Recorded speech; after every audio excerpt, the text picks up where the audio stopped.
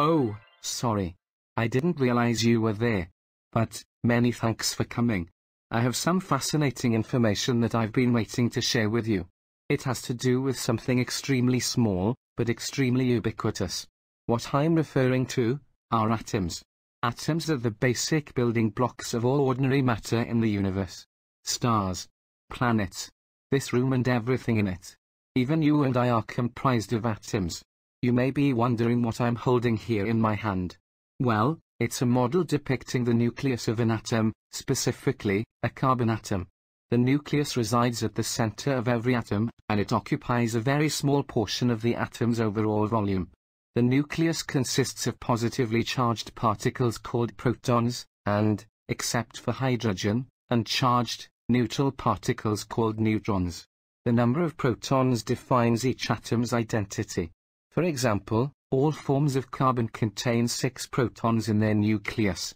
Some forms of an atom may contain different numbers of neutrons, and those variants are referred to as isotopes. The most prevalent form of carbon, namely carbon-12, contains 6 protons and 6 neutrons, while its relatively rare isotope, carbon-13, has 6 protons and 7 neutrons. You may have noticed that the isotope's number is essentially the sum of its protons and neutrons. This corresponds to the atom's atomic mass unit, or atomic weight. So, now that we've learned about the nucleus of atoms, let's take a look at the part of atoms that resides beyond the nucleus.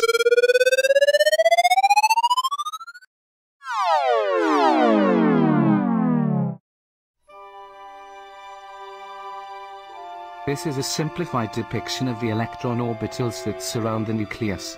The orbitals are not circular paths as depicted by traditional illustrations. They are actually geometric spaces where the electrons reside and move about. The spherical orbital represents an s orbital, and for the carbon atom depicted here, it contains 2 oppositely spinning electrons which are the most an orbital can accommodate. The other 4 cone-shaped orbitals depict p orbitals, and they each contain a single unpaired electron. This means they each can accept an additional electron from atoms that have an unpaired electron to share. The hydrogen atom has 1 unpaired electron in its orbital, so carbon can share its unpaired electrons with the unpaired electrons of 4 hydrogen atoms. The number of unpaired electrons in an atom's outermost orbitals is referred to as its valence number, and those electrons are called valence electrons. So carbon's valence number is 4, and hydrogen's is 1. When atoms bond with other atoms by sharing electrons in this fashion, the bond is called a covalent bond. Electrons are negatively charged subatomic particles. They are held in their orbitals by the attractive force of the protons in the nucleus. Since carbon has 6 protons in its nucleus, one would expect there to be 6 electrons in its orbitals. And this is normally the case. But it is possible for there to be more or less electrons than protons. In these cases, the atoms are referred to as ions.